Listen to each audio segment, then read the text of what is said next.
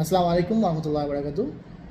অনেকেই জানতে চান যে একামার মেয়াদ যদি 4-5 মাস এক্সপায়ার হয় বা 4-5 বছর এক্সপায়ার হয় তাহলে কি কফিলের মাধ্যমে চাইলে কি নেহা লাগাইতে পারে কিনা। প্রিয় ভাই, কফিল যদি নেহা লাগাইতে হয় একমাত্র একটাই অপশন, আপনার তার ওয়েবসাইট থেকে কফিল নেহা লাগাই কোথা থেকে, তার আপসির থেকে নেহা লাগাইতে হলে একামার মেয়াদ থাকতে হয়, এটা হচ্ছে শর্ত।